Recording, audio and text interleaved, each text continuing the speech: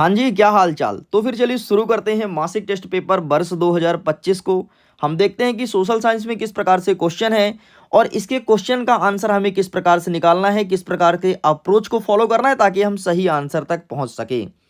देखो यार, एक चीज ध्यान रखना है, मासिक टेस्ट पेपर के जितने भी क्वेश्चन है हमें याद भी करना है, रटना भी है, क्योंकि यही सब क्वेश्चन हमारे फाइनल एग्जाम में भी रिपीट होगा। इसलिए मासिक टेस्ट पेपर एक स्कूल में जरूर देने जाना, इसके सारे क्वेश्चन को अच्छे से याद कर लेना ताकि एग्जाम में बेहतरीन परफॉर्मेंस कर पाओ। तो अगर मैं मासिक टेस्ट पेपर की बात करता हूं तो 20 नंबर का हमारा पेपर रहेगा, समय 1 घंटे।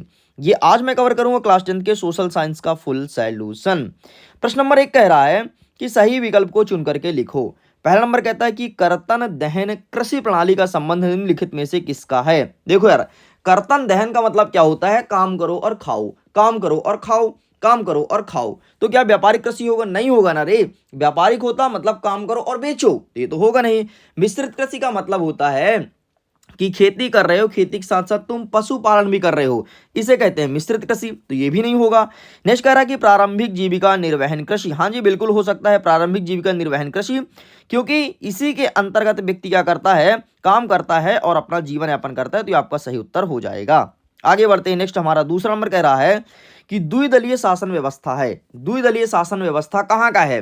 क्या हमारे चाइना का है, क्या अमेरिका का है, या फिर इंडिया का है, या फिर है फ्रांस का? तो द्विदलीय शासन व्यवस्था चलता है अमेरिका में, तो इसका सही आंसर आपको अमेरिका लगाना है। आगे बढ़ते हैं। Next question, question number 2।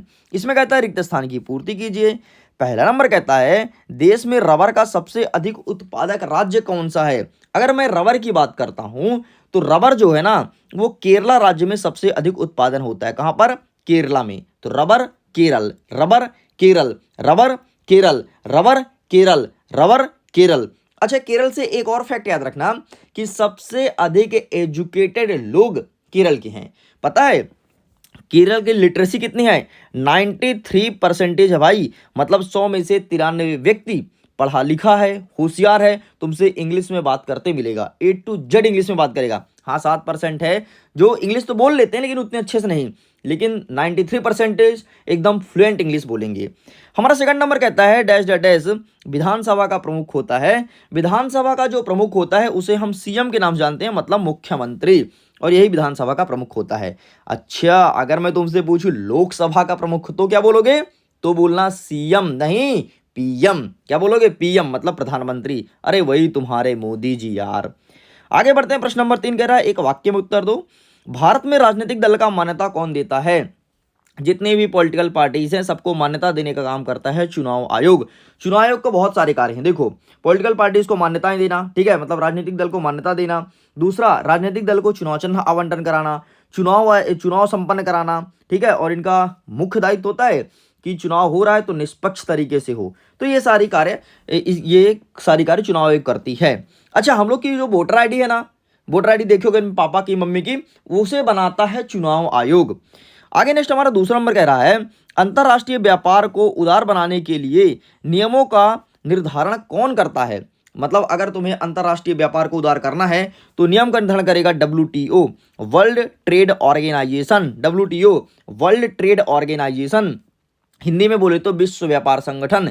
विश्व व्यापार संगठन, वर्ल्ड ट्रेड ऑर्गेनाइजेशन। अच्छा, इसका फुल फॉर्म कभी कभी पूछता है कि चल भाई बता WTO का फुल फॉर्म क्या होगा, तो याद रखना world trade organisation, world trade organisation. Next कहता है कि भारत की प्रमुख खाद्यान्न फसलें कौन सी है। खाद्यान्न का मतलब होता है जो हम खाते हैं। अरे हम क्या क्या खाते हैं? चावल खाते हैं, दाल खाते हैं, गेहूं खाते हैं, सब खाद्यान्न है मेरे भाई, है ना। भुट्टा खाते हो, खाद्यान्न है। चलो भाई आगे बढ़ते हैं। नेक्स्ट हमारा प्रश्न नंबर 4 कह रहा है अति लघु उत्तरीय प्रश्न, भारत में आत्मनिर्भर कृषि की 2 प्रमुख विशेषता बताओ। आत्मनिर्भर का मतलब क्या होता है? कमाओ खाओ, कमाओ खाओ, इसकी 2 विशेषताएं बताना है। नेक्स्ट कह रहा है बहुराष्ट्रीय कंपनी किसे कहते हैं। तो आइए इसके आंसर को हम कवर अप करते हैं। तो ये रहा आत्मनिर्भर कृषि की 2 विशेषताएं, ठीक है, टेक अ स्क्रीनशॉट।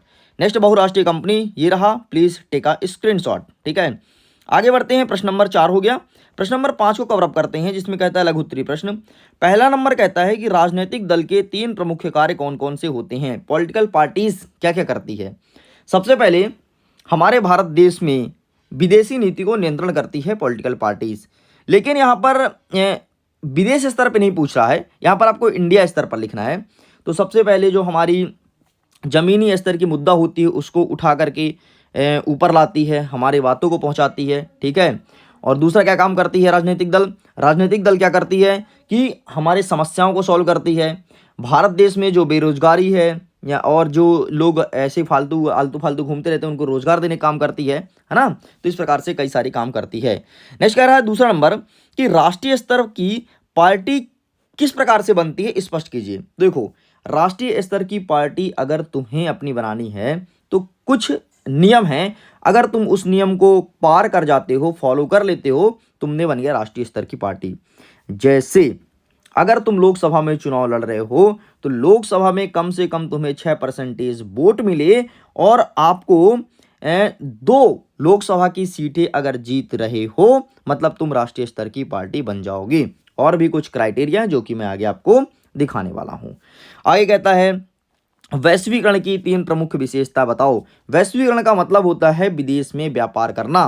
तो इसके कौन कौन सी फायदा हैं, ये चीज हमसे पूछा गया है। आइए अब हम एक एक चीज को बड़ी अच्छे से देखते हैं। ये देखो, सबसे पहले चुनाव लड़ना काम है, सरकार बनाना और चलाना, और जनमत निर्माण। जनमत मतलब होता है लोगों को जोड़ना। बाकी इसके अलावा मैंने जो आपको बताया कि जो हमारी जमीनी स्तर की मुद्दा है उसे ऊपर उठाना, ये भी इनका काम है। अरे 50 काम है यार, जितने भी नेता होते हैं ना, जो जो आपका सहयोग करते हैं सब लिख दो, वही सब काम है। आगे देख लेते हैं राष्ट्रीय पार्टी किस प्रकार से बनती है। ये देखो, ये 6% है ना वैध मत का, और कम से कम 4 सीट, सॉरी मैंने आई थिंक 2 सीटों पर डिस्कस कर दिया था, 4 होगा, ठीक है। इस प्रकार से बनती है राज्य स्तरीय पार्टी। एंड वैश्वीकरण की विशेषताएं यहाँ पर लिखा गया है, आप इसका स्क्रीनशॉट ले लीजिए। ओके स्टूडेंट्स, तो इस प्रकार से ये होता है कंप्लीट। बाकी यहाँ पर हाईफेरली एग्जाम की बेहतरीन तैयारी कराई जा रही है, चैनल को सब्सक्राइब करके रखना। यकीन मानो एग्जाम में फोड़ दोगे, तबाही मचा दोगे, मिडिल एजुकेशन तुम्हारे साथ है। Thank you.